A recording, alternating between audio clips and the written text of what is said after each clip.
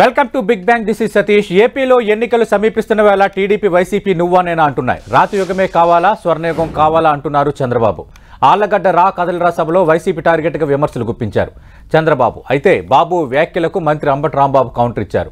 మమ్మల్ని బదనాం చేయడానికి పవన్ బాబు బయలుదేరారని ఆరోపించారు. ఎన్నికల యుద్ధానికి వైసీపీ టీడీపీ రెడీ అంటున్నాయి. మాటల యుద్ధం నడుస్తోంది. అలాగే నిన్న రెండు పార్టీలు ఈసీని కలిసి విమర్శలు చేసుకున్న వాతావరణం కూడా మనం చూసాం. మరోవైపు వైఎస్ఆర్ కాంగ్రెస్ పార్టీకి సంబంధించి మూడో జాబితా ఈ రోజు రేపో విడుదల కావచ్చు అంటున్నారు. ఆల్రెడీ ఒంగోలుకు సంబంధించిన పంచాయతీని వైఎస్ జగన్మోహన్ రెడ్డి సెటరేట్ చేశారు. అక్కడ ఉన్న వైవి సుబ్బారెడ్డిని రాజ్యసభకు అభ్యర్థిగా అనౌన్స్ చేసిన నేపథ్యంలో మాగుంట శ్రీనివాసరెడ్డి తిరిగి ఒంగోలు ఎంపీ బరిలో దిగబోతున్నారు. అలాగే బాలినేని శ్రీనివాసరెడ్డి ఒంగోలులో అసెంబ్లీ స్థానం నుంచి బరిలో దిగబోతున్న అంశానికి నిన్నటికైతే కొంత ఆ పంచాయతీకి అయితే వైఎస్ఆర్ కాంగ్రెస్ పార్టీ హైకమాండ్ పులి స్టాప్ వేసిన వాతావరణం అయితే కనిపిస్తుంది. మరోవైపు టీడీపీ వైసీపీ నువ్వానేనా అంటున్నాయి. ఇదే అంశంకు సంబంధించి మనం బిగ్ బ్యాంగ్ డిబేట్లో మాట్లాడబోతున్నాం. చర్చలో పాల్గొంటున్నారు టీడీపీ సీనియర్ నేత, ఆ పార్టీ అధికార ప్రతినిధి రామకృష్ణ ప్రసాద్ గారు. అలాగే వైఎస్ఆర్ కాంగ్రెస్ పార్టీ నుంచి ఆ పార్టీ రాష్ట్ర కార్యదర్శి, అధికార ప్రతినిధిగా ఉన్న కారుమూరి వెంకటరెడ్డి గారు విజయవాడ నుంచి లైవ్లో పాల్గొంటున్నారు. రైట్, కారుమూరి వెంకటరెడ్డి గారు, మనం చూసాం రా కదలరా అంటూ తెలుగుదేశం పార్టీ అధినేత చంద్రబాబు నాయుడు ప్రజల్లోకి వెళ్తున్నారు. నిన్న రాయలసీమ జిల్లాల్లో ఆయన పర్యటించారు. అంటే రాయలసీమకు చేసిందేమీ లేదు అన్న అంశాన్ని ప్రస్తావిస్తూనే రాతయుగం కావాలా, స్వర్ణయుగం కావాలా అంటూ ఒక కామెంట్ చేశారు. అటు జగన్ ఒక రకంగా భస్మాస్త్ర హస్తంలా తయారయ్యారు రాష్ట్రానికి. మనం ఇప్పుడు రాష్ట్రాన్ని కాపాడుకోవాల్సిన బాధ్యత ఉంది. ఇది నిన్న మాజీ CM Chandrababu Naidu comments.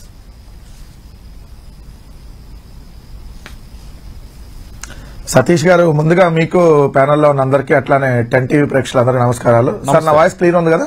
Okay అండి, క్లియర్ ఉంది, మాట్లాడండి. ఇప్పుడు రాజశేఖర రెడ్డి గారు ఉన్నప్పుడు ఏదే తిరుపతికి సంబంధించి చిత్తూరు జిల్లాలో శ్రీ సిటీ కావచ్చు, ఇప్పుడు జగన్మోహన్ రెడ్డి గారు వచ్చిన తర్వాత కొప్పర్తి ఇండస్ట్రియల్ ఏరియా కావచ్చు, ఇప్పుడు మొన్న కర్నూలులో గ్రీన్కో కావచ్చు, సెంచరీ ప్లైవుడ్స్ మన జగన్మోహన్ రెడ్డి గారు వచ్చిన తర్వాత దాన్ని శంకుస్థాపన చేసి మళ్ళీ దాన్ని ఓపెనింగ్ కూడా జగన్మోహన్ రెడ్డి గారు చేయటం, అలా అనేక రకాల కంపెనీలు ఆంధ్రప్రదేశ్ రాష్ట్రంలో రాయలసీమ కావచ్చు, రాయలసీమతో పాటు మిగిలిన అన్ని ప్రాంతాల్లో చూస్తే జగన్మోహన్ రెడ్డి గారు వచ్చిన తర్వాత ఏదైతే ఆయన భూమి పూజ చేసి ఆయనే మళ్ళీ స్టార్ట్ చేసినటువంటి చూస్తా ఉంటే ఏదైతే గ్రాసిమ్ ఇండస్ట్రీస్ కావచ్చు, Panel Astro Display Technologies, Fax Link India Electric, Sunny Opotech, ATC Tires, Ramco Cements, Dixon, Green Land South, Infosys Development Centre, యాజర్ sterile private limited, Laurus synthesis lab, Laurus lab, century planners, ఇలా ఆంధ్రప్రదేశ్ రాష్ట్రంలో 128 కంపెనీలు జగన్మోహన్ రెడ్డి గారు అధికారంలోకి వచ్చిన తర్వాత గ్రౌండ్ అయింది. అవి కాకుండా 13 లక్షల కోట్ల రూపాయలకు సంబంధించి ఎంఓయూలు కుదిరితే దాంట్లో 2.5 లక్షల కోట్ల రూపాయల పెట్టుబడులకు సంబంధించిన దాంట్లో వాళ్ళకి ఆల్రెడీ ల్యాండ్ ఎలొకేషన్స్ కానీ ఇవన్నీ కూడా స్టార్ట్ అయి ఉన్నాయి. ఆల్రెడీ పారిశ్రామిక వృద్ధి రేటు చంద్రబాబు నాయుడు గారు ఉన్న టైంకి ఇప్పటికి కంపేర్ చేసి చూస్తే అప్పుడు దేశంలో 22వ స్థానంలో ఉన్న 3.2% వృద్ధి రేటుతో, ఈ రోజు జగన్మోహన్ రెడ్డి గారి హయాంలో 12.8% వృద్ధి రేటుతో దేశంలో 3వ స్థానంలో ఉన్నాం. మరి ఎవరి దగ్గర అభివృద్ధి జరిగినట్టు, ఎవరి దగ్గర పారిశ్రామిక వృద్ధి రేటు పెరిగింది? వరుసగా ఈజ్ ఆఫ్ డూయింగ్ బిజినెస్ లో వరుసగా 3వ ఏడాది ఆంధ్రప్రదేశ్ రాష్ట్రం నెంబర్ 1 ఉంటే ఇది చంద్రబాబు నాయుడు గారికి అభివృద్ధిగా కనపట్టలేదు. ఏదైతే గడిచిన అక్టోబర్ నెలలో గుజరాత్ తర్వాత అత్యధికంగా పెట్టుబడులు ఆకర్షించిన రాష్ట్రం ఆంధ్రప్రదేశ్ అని చెప్పి కాగ్ రిపోర్ట్ ఇచ్చింది. ఈ కాగ్ రిపోర్ట్ కూడా చంద్రబాబు నాయుడు గారు నేను తీసుకోను, ఈనాడు కాకి లెక్కలు, ఆంధ్రజ్యోతి కాకి లెక్కలు, తెలుగుదేశం కాకి లెక్కల్లో నేను పరిగణలోకి తీసుకుంటానంటే అది ఆయన విజ్ఞతకే వదిలేస్తున్నాం.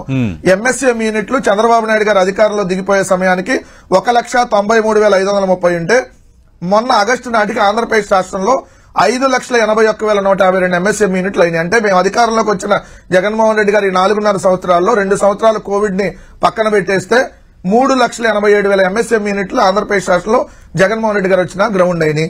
జీఎస్డీపీ వృద్ధి రేట్లో చంద్రబాబు నాయుడు గారు ఉన్నప్పుడు దేశంలో 22వ స్థానంలో ఉన్నాం 2019లో.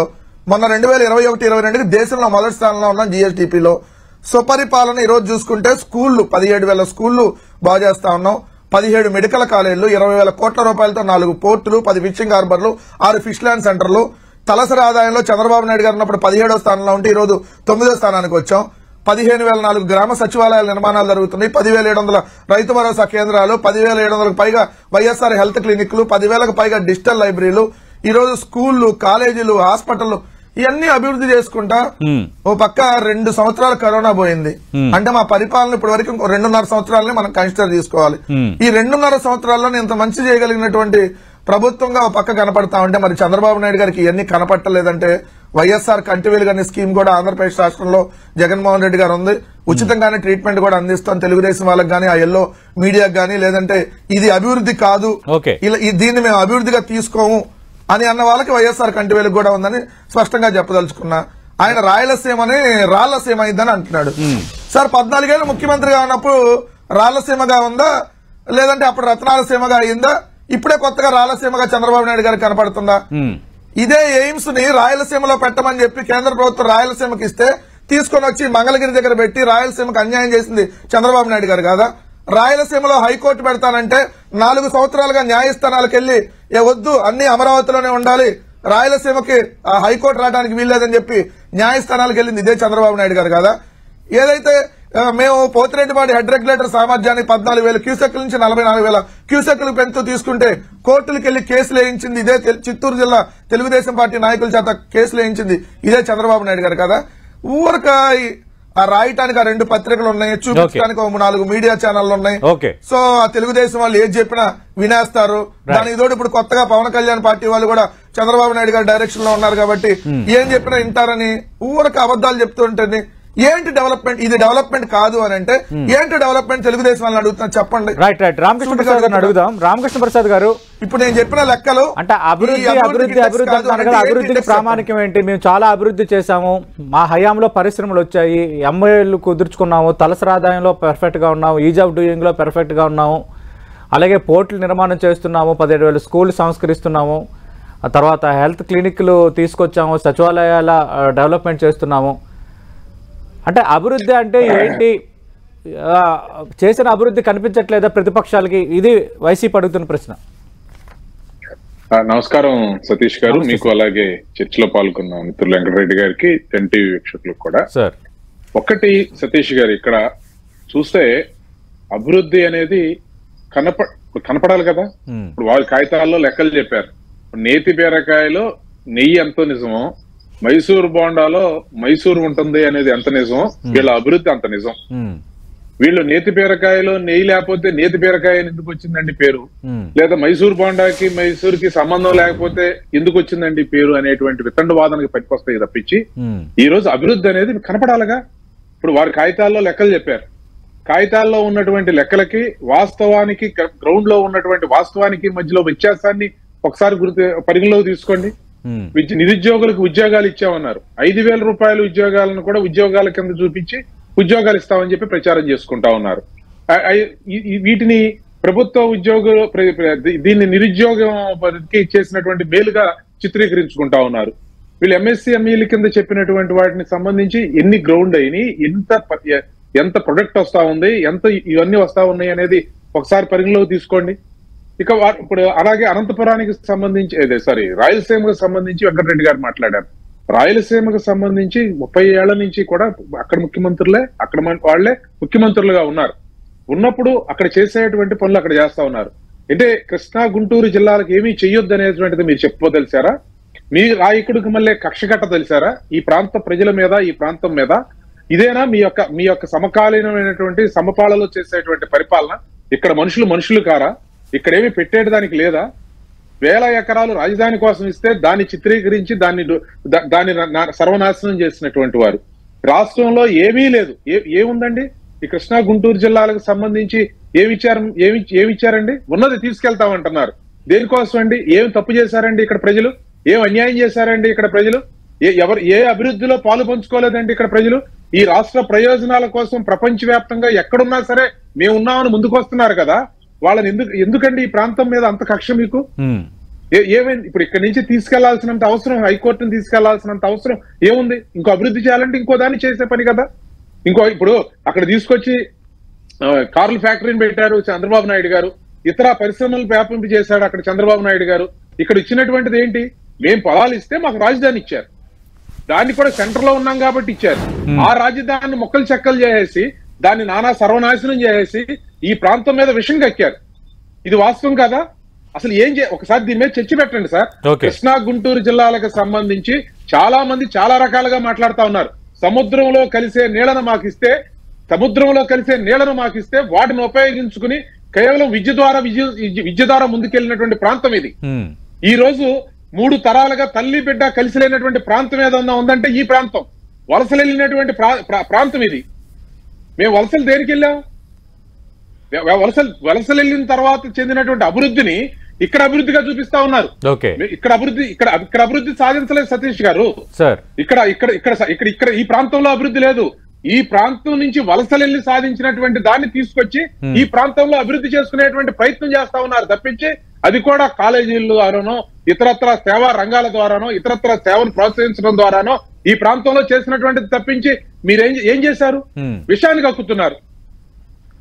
ఎందుకు కృష్ణా గుంటూరు జిల్లాల మీద గానీ ఈ ప్రాంతం మీద గానీ అంత విషయం ఈ ప్రాంత ప్రజలు అభివృద్ధి టీడీపీకి కనిపించడం లేదు, టీడీపీ నేతలకు ఏముంది సార్ అభివృద్ధి? నేను చెప్తుంది అదే సతీష్ గారు, ఇచ్చాము అభివృద్ధి 2 కళ్ళుగా ఇచ్చామని మంత్రి అంబటి రాంబాబు చేసినటువంటి బద్నాం చేయడానికి బయలుదేరారు. లేనిపోని ఆరోపణలు చేస్తున్నారు, అబద్ధాలు గుప్పిస్తున్నారు. ఇది నిన్న మంత్రులు కూడా వాళ్ళ పత్రికల్లో రాశారు. ఇప్పుడు పత్రికల్లో రాస్తున్నారని చెప్పి కొన్ని పత్రికల పేర్లు చెప్తున్నారు. పత్రికల్లో రాసే మాట అబద్ధం అయితే దానికి సంబంధించినటువంటి దాన్ని మీరు చెప్పండి, శ్వేతపత్రాన్ని రిలీజ్ చేయండి. లేదా కాగితాల మీద లెక్కలు రాసుకొచ్చి అవి కాకి లెక్కలు అంటే అవే. ఇప్పుడు వెంకటరెడ్డి కాకి లెక్కలు అంటే వాళ్ళు రాసే కాకి లెక్కలు కాదు, వీరు చదివిన కాకి లెక్కలు. గ్రౌండ్ అవ్వాలి కదా సార్.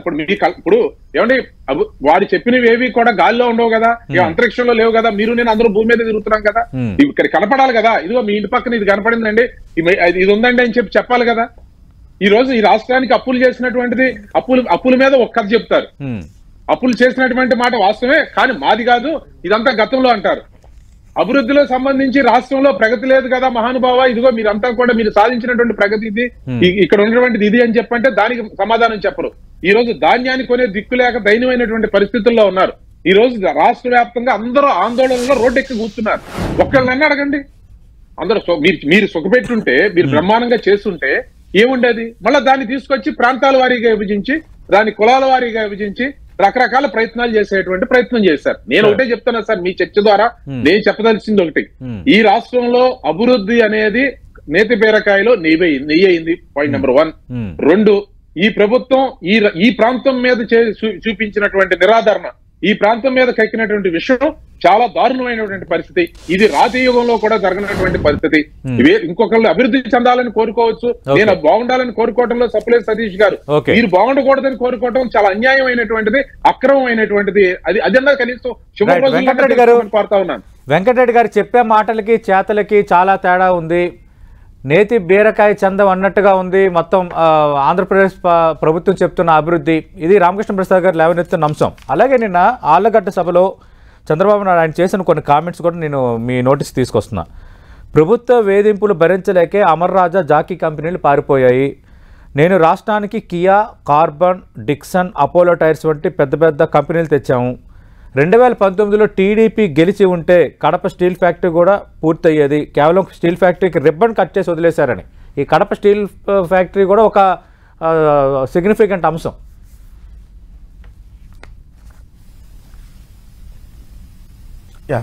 సతీష్ గారు, ఇప్పుడు నేతి బీరకాయలో నెయ్యి ఉండదు వాస్తవమే, మైసూర్ బాండాలో మైసూర్ ఉండదు, అమరావతి అనే పేరు ఉన్నటువంటి రాజధానిలో అమరావతి లేదు, చంద్రబాబు నాయుడు పేరులో చంద్ర అని ఉంది కదా, చంద్రుడు అనేది చంద్రబాబు నాయుడు దగ్గర ఎప్పుడు ఉండడు, చంద్రబింబం అసలు ఉండదు. అది కూడా గుర్తుపెట్టుకోవాలి వాళ్ళు. 2, అభివృద్ధి కనపట్లేదు అంటున్నారు కదా. తెలుగుదేశం పార్టీకి సంబంధించినటువంటి మీడియాను తీసుకొని వెళ్దాం. ప్రతి 2000 జనాభాకు వచ్చి ఒక గ్రామ సచివాలయం ఉందా లేదా? అదే 2000 జనాభాకు వచ్చి ఆ గ్రామ సచివాలయానికి కూతవేటు దూరంలో 4 అడుగులు ముందుకేస్తే రైతు భరోసా కేంద్రం నిర్మాణాలు జరిగి ఉన్నాయా లేదా? కొంచెం ముందుకెళ్తే హెల్త్ క్లినిక్ ఉందా లేదా? కొంచెం ముందుకెళ్తే డిజిటల్ లైబ్రరీ నిర్మాణం జరుగుతుందా లేదా? ఒక 4 అడుగులు ముందుకెళ్తే అందమైనటువంటి స్కూలు నాడు నేడులో భాగంగా కార్పొరేట్ స్థాయిలో ఉన్నటువంటి ప్రభుత్వ స్కూల్ ఉందా లేదా? ఆ గ్రామంలోనే కొత్త అంగన్వాడీ భవనాల నిర్మాణం అవుతుందా లేదా? లేదు 4 పోర్టుల నిర్మాణాలు జరుగుతుందా లేదా? మా హయాంలోనే ఆ నిర్మాణాలు జరుగుతా కొన్ని కంప్లీట్ అవుతున్నాయా లేదా? 10 ఫిషింగ్ హార్బర్లు మా హయాంలోనే జరుగుతున్నాయా లేదా? వెళ్దాం తీసుకొని, అదే ఎల్లో మీడియాని తీసుకొని వెళ్దాం. అది నేతి బీరకాయ నేతి చందంగా ఉందా, ఒరిజినాలిటీగా ఉందా? అప్పుడు వాళ్ళు ఏం సమాధానం చెప్తారనేది నేను సూటిగా అడుగుతున్నా. ఇది కాగు రిపోర్టులు మేము పరిగణలోకి తీసుకోము. సెంట్రల్ గవర్నమెంట్ ఇచ్చే రిపోర్ట్లు పార్లమెంట్ లో ఇచ్చే మేము పరిగణలోకి తీసుకో, జిఎస్డిపి వృద్ధి రేట్లు మేము పరిగణలోకి తీసుకో, తలసరి ఆదాయాన్ని మేము పరిగణలోకి తీసుకో అంటే ఏంటి నేనన్నా అన్న ఈ లెక్కలు వాళ్ళకు వద్దంట. ఇది కాగితాల మీద లెక్కలంట. అంటే చంద్రబాబు నాయుడు గారి హయాంలోనేమో ఈజ్ ఆఫ్ డూయింగ్ లో నెంబర్ 1 వచ్చింది అనుకోండి, అది కాగితాల మీద లెక్కలు కాదు. ఇప్పుడు వస్తేనేమో కాగితాల మీద లెక్కలని అంటే ఏ విధంగా మాట్లాడతారు? ఇందాక ఆయన ప్రాంతీయ విభేదాలను తీసుకొని వచ్చి మాట్లాడారు. సార్, ప్రాంతీయ విభేదాలను సృష్టించాలని ప్రయత్నించింది మీరు. అన్ని తీసుకొని వచ్చి అమరావతిలో పెడితే అడుక్కు తింటామని చెప్పాం. అన్ని తీసుకొని వచ్చి హైదరాబాద్ లో పెడితే కట్టుబట్టలతో కరకట్ట మీదకి వచ్చానని చెప్పింది ఇదే చంద్రబాబు నాయుడు గారు కదా. అన్ని తీసుకొని హైదరాబాద్ లో పెట్టడం వల్ల ఆంధ్రప్రదేశ్ నష్టపోయిందా లేదా? ఆ తప్పు అమరావతిలో జరగకూడదని చెప్పి 3 ప్రాంతాల్లో సమానంగా అభివృద్ధి చేయాలన్నా నేను కూడా గుంటూరు జిల్లాకు సంబంధించిన ఉన్న వ్యక్తి. అందరూ బాగుండాలనుకుంటే అది బాగుంటదా? లేదు, అందరూ బాగుండకూడదు. అమరావతిలో ఉన్న 29 గ్రామాల్లో అన్ని తీసుకొని వచ్చి ఈ ప్రాంతమే బాగుండాలి, మిగిలిన ఎలా అడుక్కు తిన్నా పర్లేదని అంటే అది తెలుగుదేశం పార్టీకి వర్తిస్తుంది. మేము క్లియర్ గా చెప్తున్నాం. ఎయిమ్స్ అనేది ఎక్కడ పెట్టాలన్నా తీసుకొని వచ్చి ఎక్కడ పెట్టారని అడిగా. ఇదే హెచ్సిఎల్ అప్పుడు మద్రాసులో వరదలు వస్తే చెన్నైలో హెచ్సిఎల్ అనేది తిరుపతిలో పెడతానని చెప్పి హెచ్సిఎల్ వాళ్ళు వస్తే లేదు అమరావతిలో పెట్టండి అంటే వాళ్ళు వెనక్కి వెళ్ళిపోయినటువంటి మాట వాస్తవం కాదా? మీరన్న అదానియో అంబానియో వెళ్లిపోతున్నారని ప్రచారం చేస్తే వాళ్ళే అదనంగా పెట్టుబడులు పెడితే మళ్ళీ మీరే రాస్తారు తెల్లారి పత్రికలో అంబానీకి దోచిపెడుతున్నారు, అదానికి దోచిపెడుతున్నారని. అమర్ రాజా ఎత్తుకుపోయిందా? ఏమో సార్, అమర్ రాజా చిత్తూరు నుంచి అడిగన్నా పారిపోయిందా? వాళ్ళు ప్లాంట్ ఎక్స్పాన్షన్ చేయాలనుకున్నారు, అది వేరే చోటు చేశారు. ఆల్రెడీ ఇప్పుడు మీ 10 ఉంది సార్, హైదరాబాద్ లో ఉంది, విజయవాడలో ఉంది, రేపొద్దున వైజాగ్ లో కూడా ఉంటది. దాన్ని ఎక్స్పాండ్ చేస్తే దాన్ని ఎత్తుకుపోయిందని అంటారు దాన్ని ఎవడన్నా? అంటే తెలుగుదేశం వాళ్ళ వర్షం అట్లా ఉంటదేమో. అమర్ రాజా ఆడికి ఎత్తుకుపోయింది, అమర్ రాజా అక్కడే ఉంది. మీరు అన్నారు కియా ఎత్తుకుపోయింది, కియా పారిపోతుందని చెప్పి సాక్షాత్తు పార్లమెంట్ లో మీ ప్రతినిధులు తప్పుడు ప్రచారం చేస్తే కియా అదనంగా పెట్టుబడి పెట్టింది. కియా కంపెనీ వాళ్ళు ఖండించారు. సార్, మేము పారిపోవటం ఏంటి, మేము అదనంగా పెట్టుబడి పెడుతున్నాం అని చెప్పి అదనంగా పెట్టుబడి పెట్టారు. ఈ ప్రచారాలు ఎలా ఉంటాయంటే అన్ని వెళ్ళిపోయినాయి అని ఒక ప్రచారం చేసి వచ్చే వాళ్ళు కూడా రానికుండా చేయాలనేది మీరు చేస్తున్నటువంటి కుట్ర. రామకృష్ణ ప్రసాద్ గారు, తెలుగుదేశం పార్టీ కనిపించడం లేదా? కాకపోతే ఏంటి ఈజ్ ఆఫ్ డూయింగ్ గానీ, తలసరి ఆదాయంలో గానీ, తర్వాత డిఎస్డిపిలో కానీ ఏ పారామీటర్ తీసుకున్నా గతంలో కంటే ఆంధ్రప్రదేశ్ చాలా మెరుగ్గా ఉంది. దీన్ని తెలుగుదేశం పార్టీ ఎందుకు పరిగణలోకి తీసుకోవటం లేదు? చేసిన అభివృద్ధిని ఏమీ జరగలేదని చెప్తున్నారు. కంపెనీలు పారిపోతున్నాయన్న ఒక false propaganda, false narrative create చేస్తున్నారు. ఇది వైసీపీ ఆరోపణలు. ఇప్పుడు మీకు మళ్ళా ఇంకొకసారి కూడా అడుగుతున్నాను, ఈ రాష్ట్రంలో నేను చాలా సార్లు మీ ద్వారానే అడిగాను, టీవీల ద్వారా అడిగాను, చాలా మంది ఇలాంటి ప్రతినిధులను కూడా అడిగాను, అధికార ప్రతినిధుల్ని. 1,000 కోట్ల ఈ రాష్ట్ర భవిష్యత్తు కోసం ఒక పర్మనెంట్ ప్రాజెక్ట్ గా ఇదిగో 1,000 కోట్ల రూపాయలు ఇదిగో ఇది చేశాం అనేది ఒక్కటి చెప్పమనండి వాళ్ళని. వీళ్ళు కట్టతానని చెప్పినటువంటిది వీళ్ళు కడుతున్నటువంటి వాటికి సంబంధించి వెళ్దామని చెప్తా. ఒక్క నిమిషం వెళ్దాం. అట్లా వాళ్ళు చెప్పినట్టుగా అన్ని కోట్లు, డెక్సన్ టెక్నాలజీ 108 కోట్లు, ఫ్యాన్సిలింగ్ ఇండియా లిమిటెడ్ 300 కోట్లు, ఏటీజీ టైల్స్ ఫేజ్ 2 1000 కోట్లు, పిడ్లైట్ ఇండస్ట్రీ 102 కోట్లు, మెగా ఫుడ్ ప్రాసెసింగ్ 160 కోట్లు, 125 కోట్లు. ఈ కంపెనీలు పెట్టుబడులు కదా ఏది సార్? మీరు ఒక్క నిమిషం మాట్లాడే అవకాశం ఇస్తాను. రామకృష్ణ ప్రసాద్ గారు మాట్లాడండి. నేను మాట్లాడినప్పుడు మాట్లాడండి రామకృష్ణ. నేనేమంటానంటే వెళ్దాం, ఆయన చెప్పిన ఛానల్స్ మిగతా ఛానల్స్ మిగతా మీడియా ప్రస్తావన ఇద్దరికి అప్పీల్ చేస్తాను. నేనేమంటలేదు సార్, నాకు ఆ విజ్ఞత ఉంది, నేను కొత్తగా రాలేదు. నేనేమంటున్నానంటే అది చెప్తుంది వాళ్ళకి అన్ని తీసుకుని వెళ్దాం, అక్కడ వాస్తవాలు చూద్దాం, పరిగణలోకి తీసుకుందాం. నేను చాలా సార్లు చెప్తున్నాను, ఇది వాస్తవం. వెంకటరెడ్డి గారు ఇచ్చినటువంటి సవాల్ అంటారో, ఆయన చేసినటువంటి విజ్ఞప్తి అంటారో, దాన్ని నేను స్వీకరిస్తా. రండి, ఇద్దరం కలిసి ఒక మీ ఇష్టం వచ్చినటువంటి ఊరును తీసుకుందాం, అక్కడికి వెళ్దాం, అక్కడ ఏ విధమైనటువంటి పరిస్థితి ఉందో చూద్దాం. ఆఖరికి 1 కోటి రూపాయలు 10 లక్షల రూపాయలు టెండర్ వేయడానికి కాంట్రాక్టర్ లేడు సార్. ఈ ఊళ్ళో రోడ్లు వేయడానికి కాంట్రాక్టర్ లేడు. రమ్మని వెంకటరెడ్డి గారిని మా నియోజకవర్గం పెల్లూరు నియోజకవర్గంలో కాంట్రాక్టర్ లాగా కాంట్రాక్టర్ లేక సతీష్ గారు, వెంకటరెడ్డి గారు, సతీష్ గారు కుప్పం వెళ్దాం, 10 టీవీని తీసుకొని వెళ్దాం, కుప్పం వెళ్దాం. కుప్పం నియోజకవర్గంలో 2014 నుంచి 2019 దాకా ఎన్ని స్కూళ్లు బాగు చేశారు, ఎన్ని బిల్డింగ్లు కట్టారు, సతీష్ గారు 2019 నుంచి మేము 2024 దాకా మేము ఎన్ని బిల్డింగ్లు కట్టాం, ఎన్ని కోట్ల రూపాయల అభివృద్ధి జరిగిందో కుప్పాన్ని ఇండెక్స్ రామకృష్ణ ప్రసాద్ గారు ముఖ్యమంత్రిగా పనిచేస్తున్న చంద్రబాబు నాయుడు గారు కేస్ స్టడీగా తీసుకుందామని మీకు ప్రతిసారాలు ఇస్తున్నారు వెంకటరెడ్డి గారు. కేవలం 10 సంవత్సరాలు ఇండెక్స్ తీసుకుని వెంకటరెడ్డి గారు 2014 to 19 to 24 తీసుకుని వెళ్ళాం.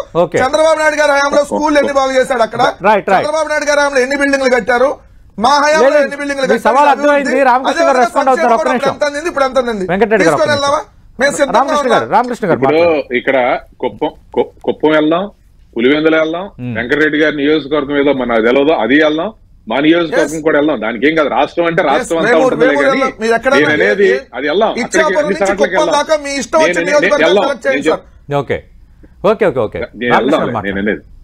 నేను ఇందాక నుంచి చెప్తుంది అదే. మీకు ఎక్కడైనా సరే, ఏ ప్రాంతంలో అయినా సరే, మీ ఎమ్మెల్యేలు మీ శాసనసభ్యులే బయటకు వచ్చి మా ప్రాంతంలో అభివృద్ధి జరగలేదు మేము అని చెప్పి వాళ్ళు చెప్తున్నారు. మున్సిపల్ చైర్మన్లు, ప్రతినిధులు వచ్చి మా వాళ్ళ మేమేమి చేయలేకపోయాం, ఈ 5 సంవత్సరాలు తప్పైపోయింది అని చెప్పి వాళ్ళే ముక్కు నేలకు రాసుకుంటున్నారు. ఇది మేము చెప్తున్నటువంటి మాటే కాదు. ఇది మీరు అప్పులు చేసి తలసరి ఆదాయం పెంచడం ఎట్లాగో వారేం చదువుకున్నారు అంటే వారి యొక్క, నేను వేరే రకంగా అట్లా నాకు కొంచెం తెలుసు ఎకనామిక్స్. తలసరి ఆదాయం పెరగడం అంటే ఇప్పుడు ఉదాహరణకి మీ జీతం మీకు ₹1,00,000 ఆదాయంలో నిజంగా ఆదాయం ఉండాలి. ఇప్పుడు నా దగ్గర 2 లక్షలు ఉన్నాయి అనుకోండి, ఇది ఆదాయంగా చూపిస్తే దానిలో 1 లక్ష మీ దగ్గర అప్పు తీసుకొచ్చి ఆదాయంగా చూపించవచ్చు. ఇంట్లో ఎంత ఈ నెల 2 లక్షలు వచ్చినాయి నాకని చెప్పడం వేరు, నిజ ఆదాయం వేరు. ఇవన్నీ తలసరి ఆదాయం ఎంత పెరుగుద్ది, ఎట్లా పెంచారు, దీని మీద అప్పులు తీసుకొచ్చి ఏ విధంగా దీన్ని చేశారు అనేది అదే చెప్తుంది. కాగ్ ఇచ్చినటువంటి రిపోర్ట్ లో ఈ రాష్ట్రంలో జరిగినటువంటి అక్రమాల మీద, ఈ రాష్ట్రంలో పాలనలో జరుగుతున్నటువంటి వాటి మీద కూడా చర్చిద్దాం. నేను అనేది మనకు కావాల్సిన మొక్క ఒకటే తీసుకోవడం కాదు, రామునితో ఒక కపిల ఏదంటారే ఇట్లా అనేది కాకుండా రామునితో మొత్తం అంతా పద్యం అంతా ఒకసారి చెప్తే అర్థం అవుతుంది. మీరు కాగ్ రిపోర్ట్ నే బేస్ చేసుకుందాం అనుకో, కాగ్ రిపోర్ట్ మీద చర్చ పెట్టుకుందాం. దానిలో ఇచ్చిన ఒక పాయింట్ తీసి మిగిలిన 9 పాయింట్లు వదిలేస్తే ఎట్లా?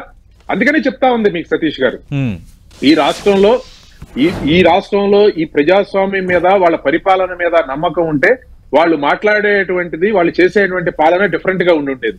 ఇన్ని సంవత్సరాలు వాళ్ళు మాట్లాడినటువంటి భాష, చేసినటువంటి పాలన ఒక అప్రజాస్వామికం. 2, ఆ నాయకుడికి వారి మీద, వారి ప్రజాప్రతినిధుల మీద నమ్మకం ఉంటుంటే ఈ పాటికి అదే ప్రజాప్రతినిధులు పెట్టుకుని ఆయన ముందుకు ఎన్నికలకు వెళ్ళి ఉండేవాడు.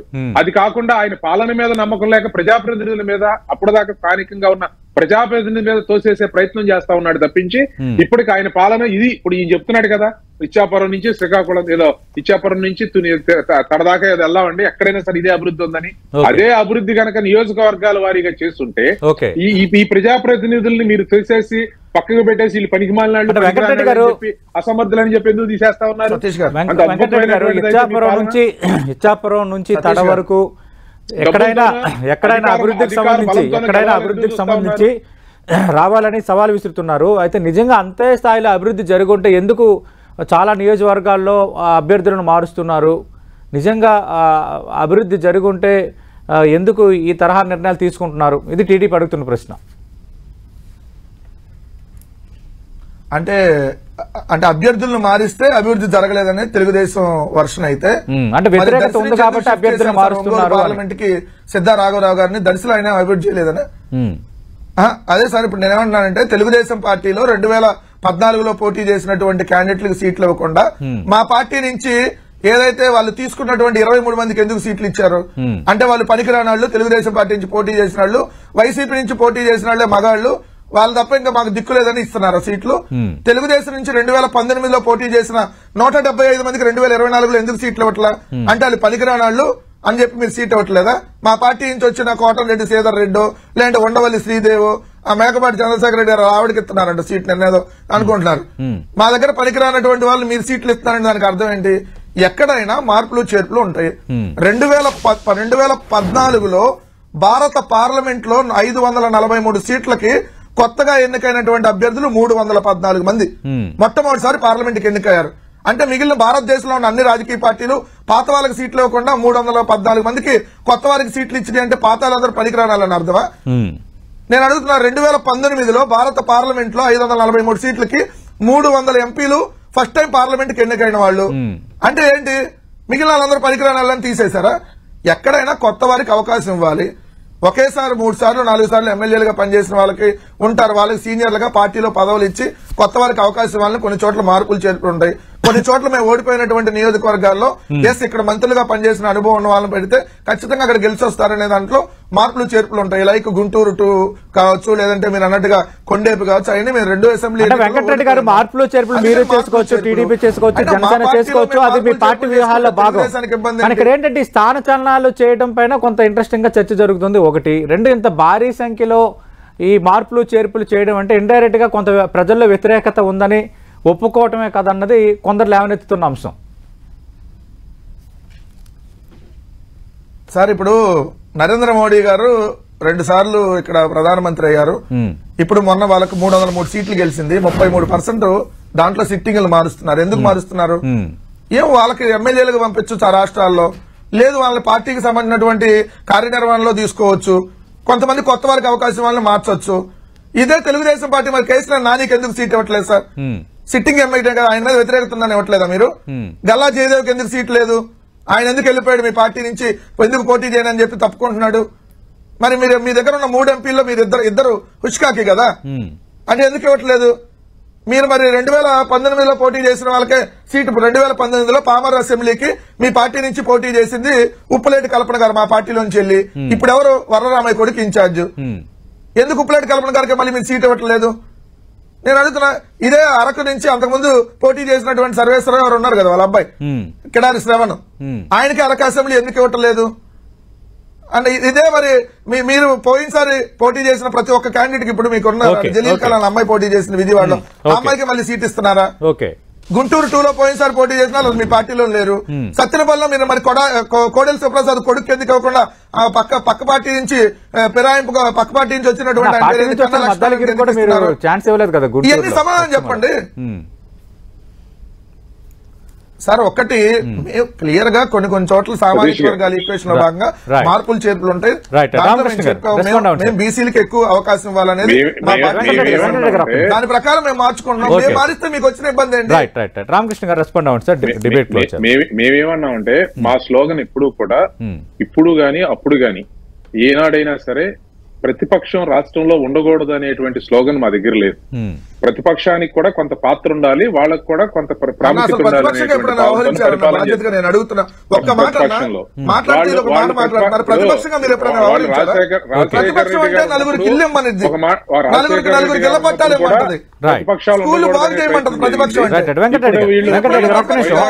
వైనాట్ 175 అనేటువంటి మాటని వీళ్ళు మాట్లాడుతూ వచ్చారు. వైనాట్ 175 అనేటువంటి మాట అంటే ప్రతిపక్షమే ఉండకూడదు అనేటువంటి దానికోసం వీళ్ళ సర్వ ప్రయత్నాలు చేశారు. ఇందాక వాళ్ళు చెప్పినటువంటి సచివాలయాల నిర్మాణం ఏదైతే చెప్పారో, సచివాలయాల నిర్మాణాన్ని మేము మండలాలను తీసుకొచ్చాం ఎన్టీ రామారావు గారు. కానీ అది అభివృద్ధికి, ప్రజల దగ్గరికి పరిపాలన వికేంద్రీకరణ ఉపయోగించుకుంటే వీళ్ళు రాజకీయ వికేంద్రీకరణకు ఉపయోగించుకున్నారు. రాజకీయ సచివాలయాలను అడ్డం పెట్టుకుని అక్కడ ఉన్నటువంటి ఓటర్లని లేదంటే అక్కడ ఉన్నటువంటి ప్రజల్ని భయభ్రాంతులకో లేదా ప్రభావితం చేయడానికి ప్రయత్నించారు, కానీ ఆ ప్రాంత అభివృద్ధి కోసం ప్రయత్నం చేయలేదు. వాళ్ళ దగ్గరికి వెళ్ళి వీళ్ళ మీటింగ్లు జనాన్ని తరలించాలంటేనో లేదా వీళ్ళకి కావాల్సినటువంటి పని చేయకపోతే వాళ్ళని భయపెడతానికో, వాళ్ళ పెన్షన్లు కట్ చేయడానికో, ఇతరత్ర అంశాలకు మీరు కనుక పార్టీలో లేకపోతే, మీరు కనుక ప్రభుత్వానికి అనుకూలంగా లేకపోతే మీకు ఇవన్నీ కట్ అవుతాయి అని చెప్పి గ్రామ సచివాలయ వ్యవస్థ మీరున్నప్పుడు పెన్షన్లు ఎంత మందికి ఇచ్చారు? 39 లక్షల మందికి.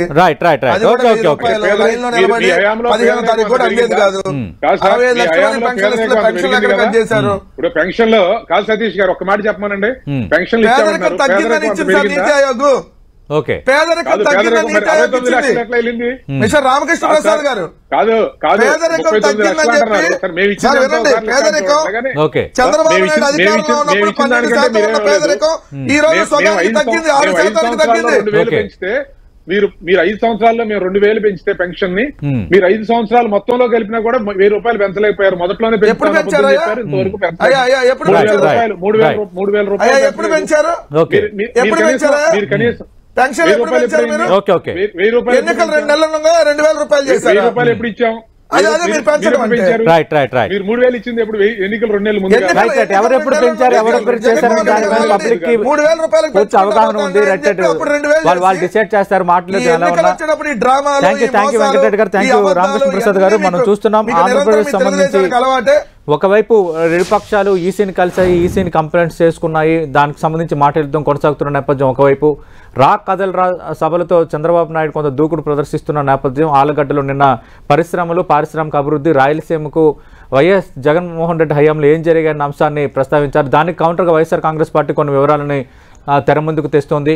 ఏదేమైనా ఈ గతంలో ఈ 5 ఏళ్ల పాలనపై ఏం చేశారన్నది ప్రతిపక్షాలు పాయింట్అవుట్గా కొన్ని అంశాలు తెర ముందుకు తెస్తున్నాయి. మేము ఇది చేశాము, మేము చేస్తున్న అభివృద్ధి కనిపించట్లేదని మరికొన్ని అంశాలు తెర ముందుకు తెస్తున్నాయి. అయితే ఇక్కడ ఒక గుడ్ థింగ్ ఏంటంటే అసలు ఎవరేం చేశారు, ఎవరేం చేయలేదన్న దానిపైన వీళ్ళంతా తెస్తున్నారు. బట్ ఏది వాస్తవం, ఏది అవాస్తవం ప్రజలందరూ చర్చించుకునేటట్టుగా అంశాలన్నీ తెర ముందుకు వస్తున్నాయి. కాబట్టి రాబోతున్న 3 ఎన్నికల్లో ఖచ్చితంగా ఆ ఎన్నికల నాటికి ప్రజలకు ఒక అవగాహన అయితే స్పష్టంగా వచ్చే అవకాశం అయితే కనిపిస్తోంది. ఇది వాళ్ళ బిగ్ బ్యాంగ్ డిబేట్.